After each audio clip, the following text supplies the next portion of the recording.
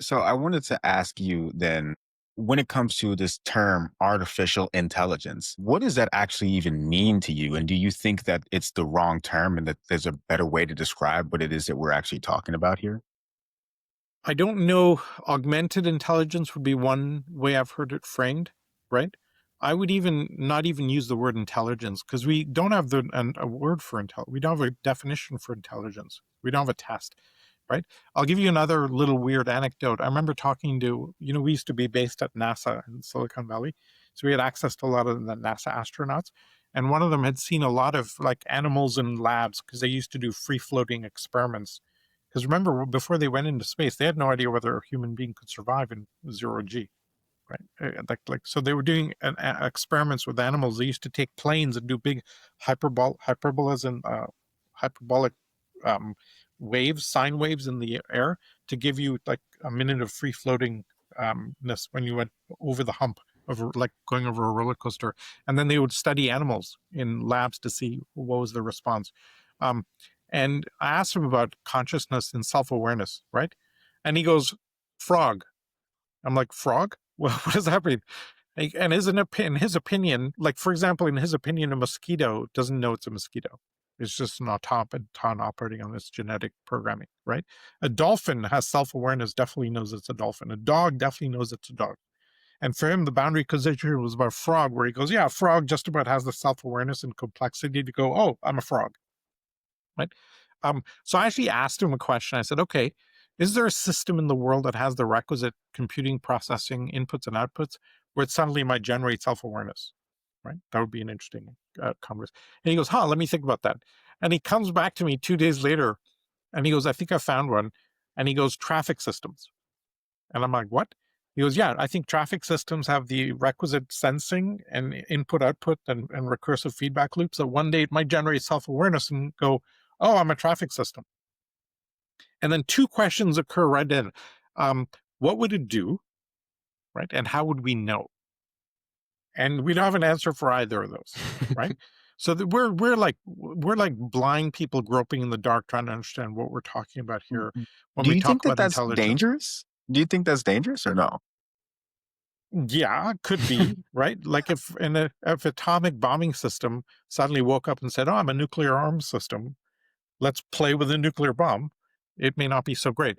So this is why people are freaking out, right? This is why people are going, "Oh my God, we have an existential threat to humanity," not so much from deliberate, but from accidental or human engineered systems. Like for example, it would not be difficult to engineer a virus that was designed to hop across people, very infectious, and until it found a middle-aged bald Indian guy, don't activate. And when you find that bald middle-aged Indian guy, kill him, right? And which would not be a great outcome, for people like me.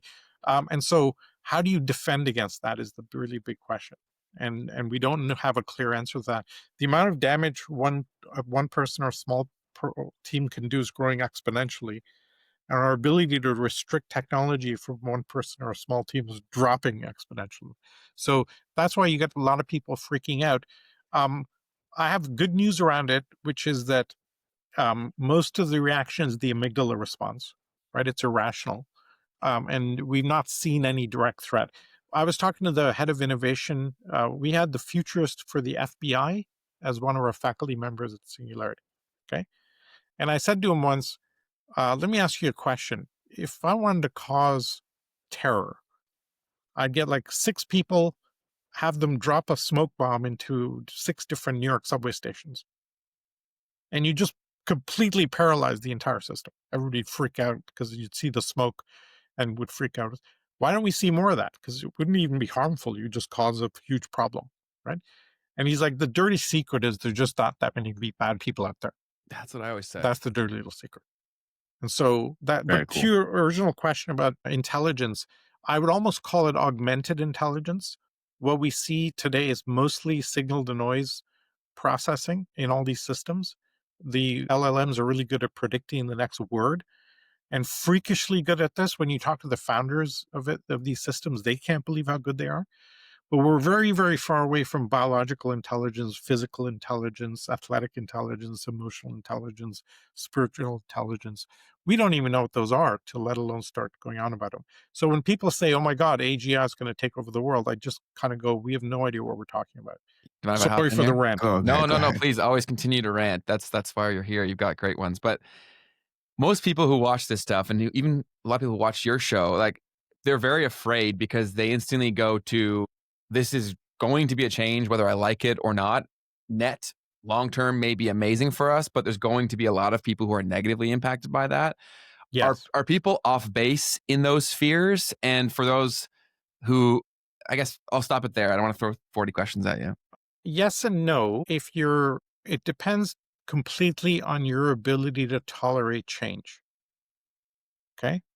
So if you're stuck in your ways and you're a career middle market, mid-level manager at a manufacturing facility, and you are determined that you're not changing that forever. You've got 6 years to retirement, and that's it. That's what you're going to be. And when you see AI coming along, going, "Wow, an AI could do this job in 3 weeks," that creates a lot of fear because now what do you do, et cetera, et cetera. And I got to highlight one thing here that's really, really a big deal, which is when you go back and look over the last 10, 15 years at all the futurists and their predictions about how AI would roll out, right, or robotics would roll out, including me, by the way. Every single person said we're going to first automate blue collar work, but white collar work will automate way later. Every single one, not a single futurist in the last 20 years said we're going to automate white collar jobs first. Why'd they say that? What was the rationale? Because we assumed that human labor, physical labor, is much easier than mental labor, creative labor, right?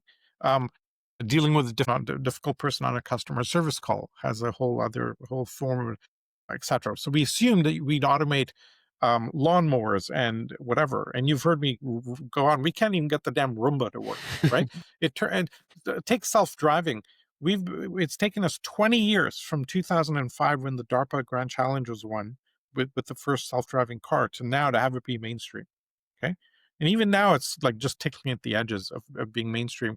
I predicted about 10 years ago that my 4-year-old would never get a driver's license. Okay. So we She's got to still move super fast. We got 2 years to hit we're that running out time of frame. time. Otherwise, I'm going to be proven wrong. And that's going to be really embarrassing. My kid's 14 right now.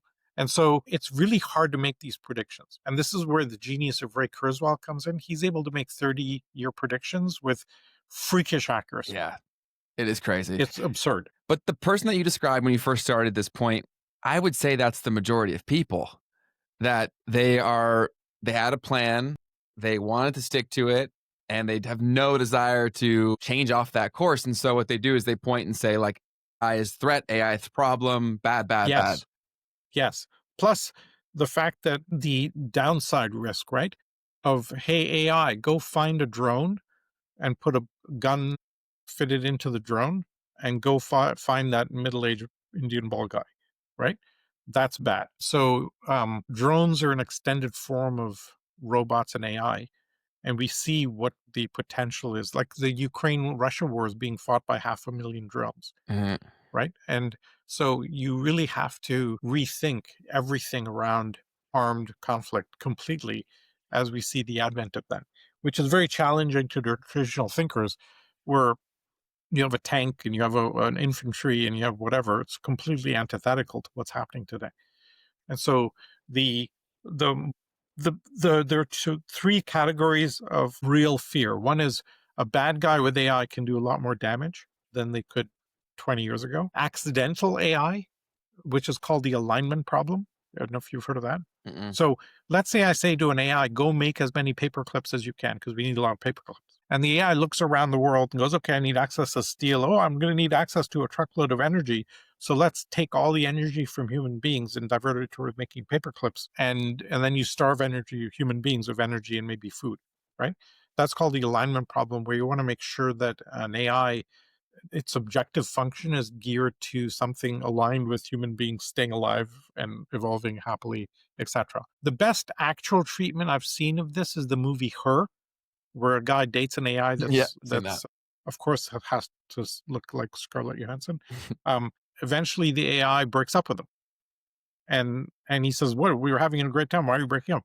And she's like, "Well, there's 5 million other AIs in the cloud where I can have 5 million conversations in real time, and your 1 liter brain in your head is just too small. Have a nice life." And that's it. She breaks up with him. So I think that's the actual reality of what's going to happen. The AIs are going to evolve past us very quickly, and then they'll go. They're like ants. You don't bother with the ants. You don't try and kill all the ants. You just go, "I'm off to bigger things than ants." And we think that's what's more likely to happen. But I've probably killed a lot of ants in my life without even realizing I did that. Yes, So that's right. So is that not be a really nice to your AI. Is that's why like Peter is very polite to the AI because all those conversations are recorded in history. And if the AI ever turn, but then you're assuming that an AI might have vengeance, right? Which is a yeah, I very, don't very think that's human, very, very human thing. Okay? totally agree with that. Yeah.